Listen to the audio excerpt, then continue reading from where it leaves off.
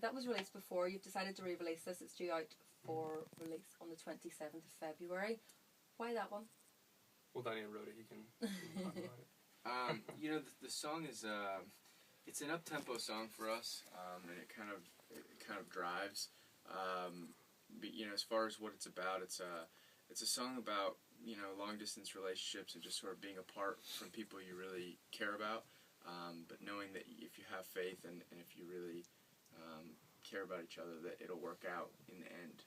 And so for us, it's kind of taken on new meaning with being on tour as much as we are, because you know we do often find ourselves in far-off places. So it's become a little bit of an anthem on tour, and it's got a little bit of drive. So I hope everybody likes it. I think they will. I think it'll be okay. What else was I going to ask you? Yeah, you're on tour. You're three brothers. You're probably living in hotel rooms together and buses and traveling. You know what's coming. Yeah. Do you kill each other or what? You're asking us on an interesting morning. Last night was. Yeah. No, I think the way we usually feel about this is like we're just three very passionate, artistic, creative people. So naturally, the beauty of that is in being brothers, we're kind of like best friends. So to share such an intimate passion like that, whether it's lyrics or artwork or whatever, is like a huge blessing. But at times we are so intense that it can get a little passionate and a little heated. But I think ultimately we respect each other so much that like in the end you kind of calm down, you step back, and we just have so much respect for what the other brings to the table for this band, especially being our own label. You know, we kind of have to each do our own strengths, and I don't know, so it ends up being like a really, really cool dynamic and relationship for the most part. We really get along quite well, actually. We do have fights, but we mostly spend a lot of time. Verbal altercations. He's very diplomatic. Yeah, we mostly spend a lot of time together, and we enjoy it. It's by choice. It's not by like force, you know. Right. So you're on tour at the moment. I asked a few of your fans to send in questions to ask. Are you prepared for this? There was several. I had to whittle it down. There were several marriage proposals. So I thought I'll save you that one. I'll save myself the embarrassment of actually having to do that. Who was it? Jim asked me to ask you. You've done several covers. You're the second most looked up band on YouTube. Yes. After Linkin Park. Which is pretty awesome. That's pretty cool. We just passed 500 million views, which is like such a ridiculous number. That's unbelievable. That's mad. So you've got that, obviously that accolade under your belt, but you did put a lot of your stuff up there, a lot of videos and everything, a lot of covers. Why did you choose these covers? The cover thing, it's like a combination a lot of times of songs. We try to mix it up of songs that we grew up listening to, like Iris, Wonderwall. You know, some of those timeless classics like A Fast Car or With or Without You by U2. And then it's also fun to kind of switch it up and to do more recent songs like The One That Got Away or It Will Rain by Bruno Mars or Someone Like You by Adele. So it's kind of like this combination of songs that we're into now mixed with songs that we grew up learning and listening to when we were kids. And I think our fans tend to get a kick out of that balance, you know, like it's not too much old stuff or it's not too much new stuff. It's just this kind of like interesting flow. What's your favorite? It's been changing over time. Yeah, it has. It used to be knee-jerk response. I'd say the Michael Jackson "Will You Be There," and I still think that's probably one of the best sounding songs that we've done. I'm pretty proud of that one. They did I think with Fast Car. What are the two Kina guys? With or Without You and Fast Car. I think those are probably my two favorite. Awesome. Okay. Hey, else have we got here? Samantha wants to know, Alejandro, have you found love yet? Fine. In a hopeless place. You're in Belfast after the video was done, so. I have love. That's a good question. I have love for the whole world. I have love for many people. He's so diplomatic. I have found lots of love. Yeah. I love white chocolate, Kit Kats. There you go. Samantha, hope that one answered your question for you. That's terrible. Also, let me see, where did it go? Oh, too many bits of paper here. Yes, we're going to talk about One Direction actually. Cool. Chloe wants to know, are you fans of the band? Yes. Generation was on my brother's radar before the tour. I had actually never heard of them.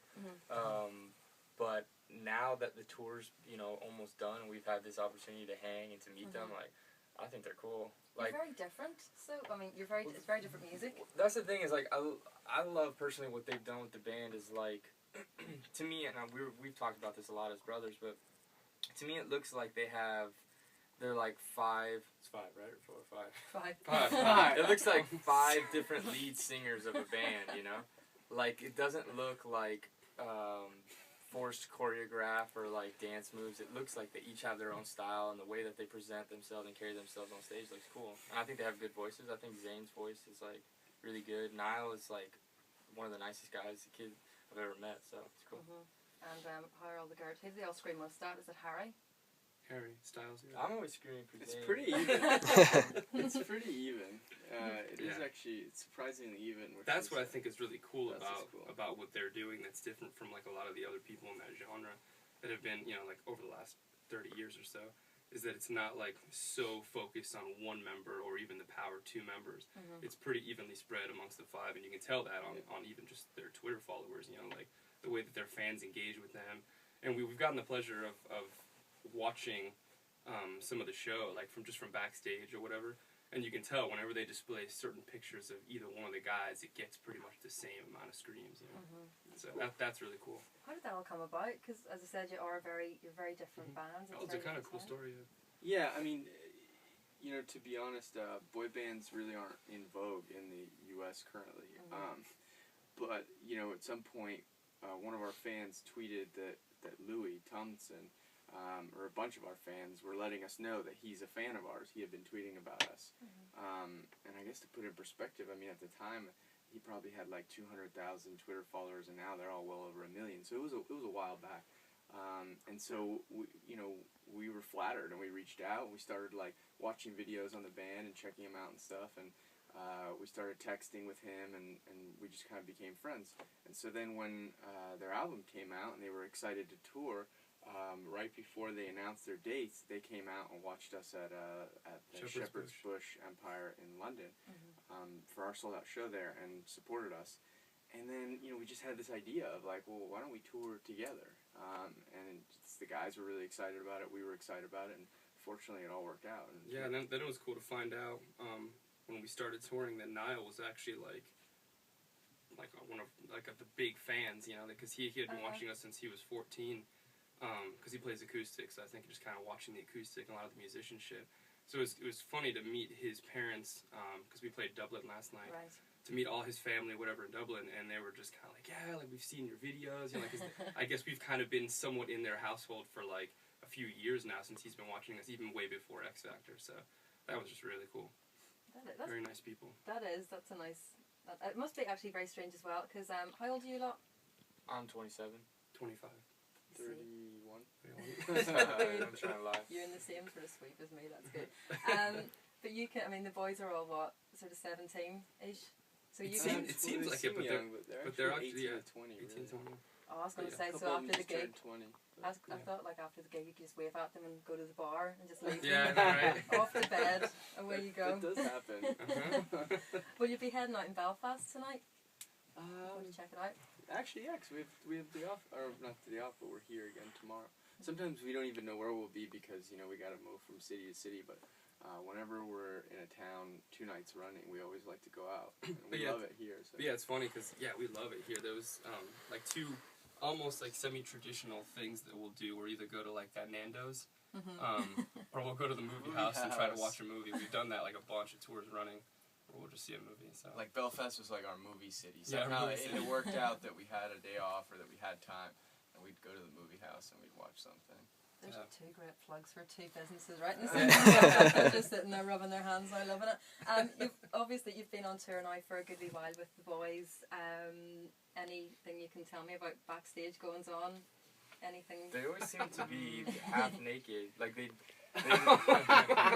anytime you're walking around backstage, they're in their undies. Do you know how many girls are now screaming at the radio? Like people are freaking out. But no, they're just pretty like outgoing, fun guys. There's been a couple shows we've played where it's been like an arena, but they cut it in half, you know, so you're playing for like one half the arena, and then the other half is just like a big open space, so they'll like kick a soccer ball around, or football, whatever. Yeah, and then there was like, it was a pretty hilarious like first day of tour where we got there, and backstage we just see like Louis with like these enormous moose slippers, just like chilling behind catering, and we're just like, wow, I guess this is how they roll, just walking around in like moose slippers. These are the looks you're not going to see in the wee magazines. Yeah. When they're staring into nothing and pointing at stuff. I'm going to have to let you go. You have to be on stage within about 10 minutes time or something. So I am going to let you go. It was an absolute pleasure to have you in. You have guitars and stuff with you. Yes. So you're going to do a song for me live. For sure. Cool. What song are you going to do? We're going to do a song called On My Way. Okay. Thank you so much for coming in. Come on back in June. We'll do it all again.